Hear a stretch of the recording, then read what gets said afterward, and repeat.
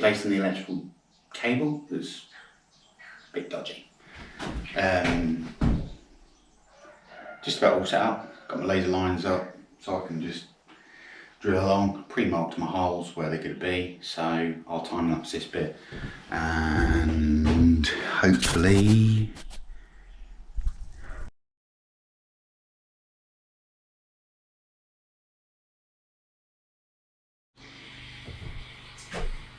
so as you can see, drill my holes, temporarily fix the cable because I need to drill a couple of extra deep holes there. I think I'll hit rebar. I'll find it out in a minute. But I've got the cable up out of the way. I need some more plugs because I didn't plan properly enough. You see me using this, which is a galvanised steel band, which is great for a temporary fixing. I don't want a permanent fixing here because that's a temporary cable until full rewire as such. And this, basically, you count how many holes you need, cut it in the middle, or mark it with a pair of pliers and then bend it off. It's a really good, strong, durable fixing. You can use it to fix pipes, make up a fixing for something if you need it. And this is from Reckless. Yeah, I think you said that. It's €5. So get loads out of it, really handy. My cable's up, it's 2.5mm solid core. 3-core cable with a heavy duty casing. So the reason I'm doing it is when we start taking down the beams, I don't want to snag that cable and damage it. And that cable's been in since who knows. So I just need to smarten this all up, tie it up, get the cable to the point where I'm going to put in the joint, and you'll come back when I come for a disconnect. Oh, did I do that right?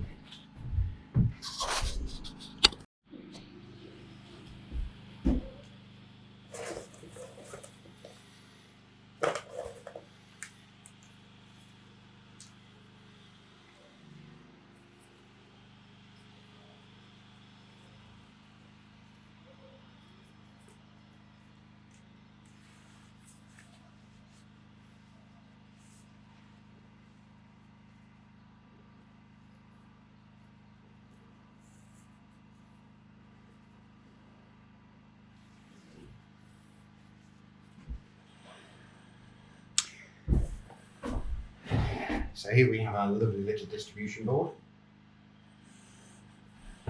Light's not great, but it provides me a bit more visual for what I'm going to do. So, power is currently on. We have light. Power is now off. No, you don't charge in doing stuff. So, knock off the breakers.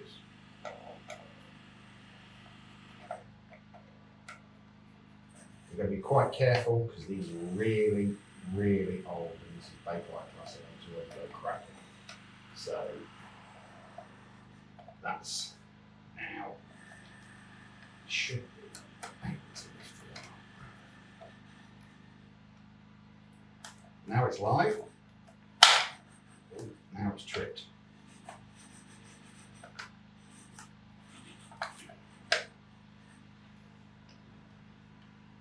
Let's try the other end first.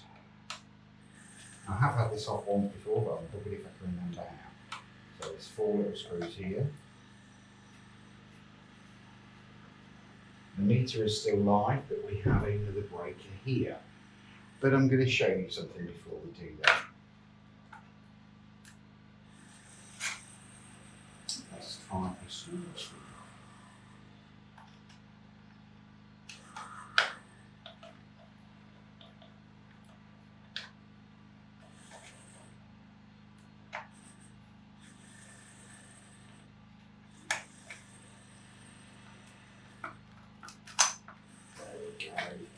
That bit. Managed not to leave any screws, which is really good.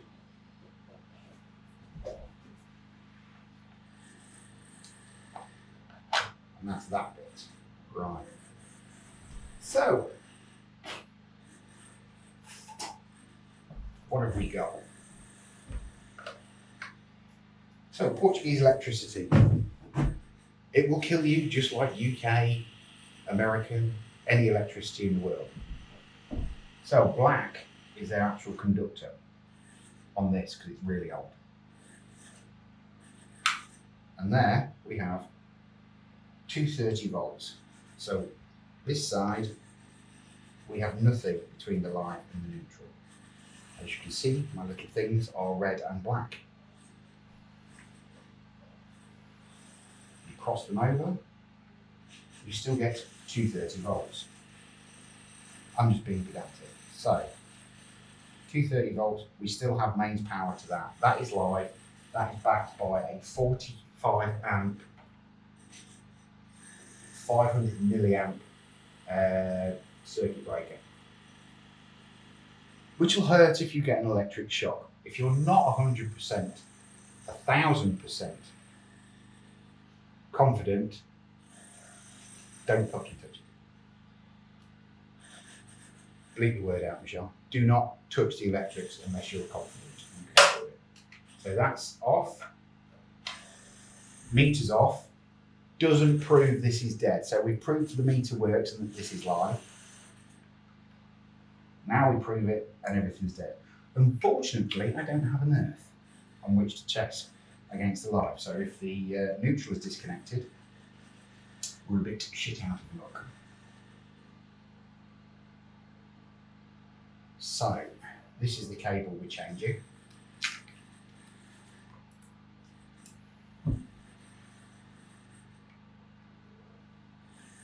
Oh, no power.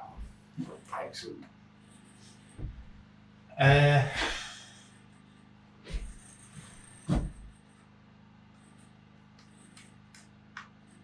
that.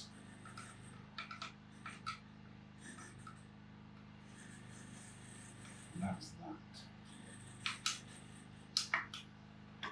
Since we were working on the dead side of the switch anyway, you may have thought it possible to get away with it. Don't try it, honestly. It's one of those things where you might be lucky, you might not. Test again if you're not 100% sure. And if you're still not sure, put the wrong thing on the internet and some clever person will come along and tell you the right answer. Or just ask for some advice. A lot of guys will give you advice. Some won't, because some are like that. But just ask. And if you don't get a rapid response, wait until you do. Just, yeah. An electric shock might not kill you, it's going to hurt, but it very well might kill you. So just be aware.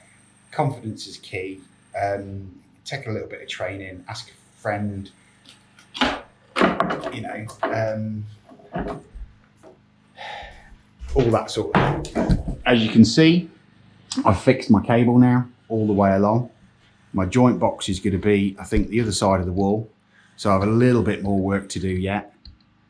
And I have a little bit of drilling to just fix above the place where the cable was. So it's not completely finished yet. I'm not going to show you how to wire it because the lighting's terrible, but this is the disc board, as you can see. Older than me, probably. Hopefully not, because I'm about shot. But yeah.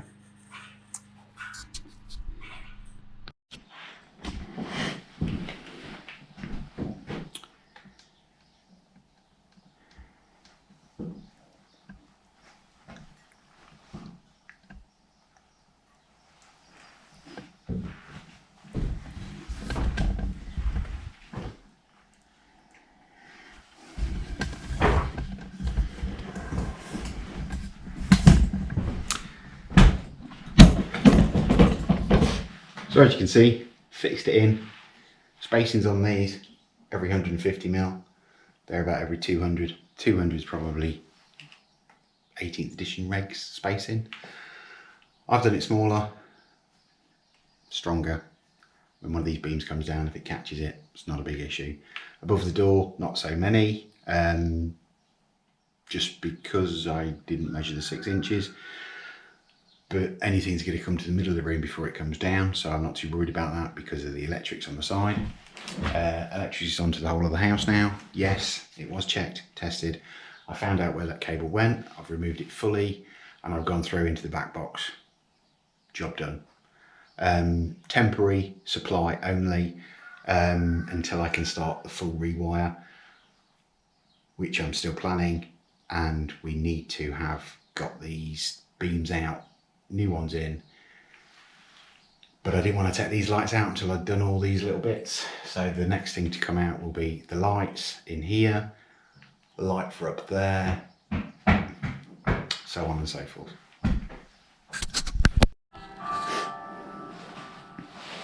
Oh, did I not do that? Silly bugger. Right, as you can see, the electrical cable's in, it's done. It's overfixed, as done. You can probably see that I pretty much use Wagos. If you don't know what a Wago is, look it up. Amazon sell them. You can pick them up at Screwfix.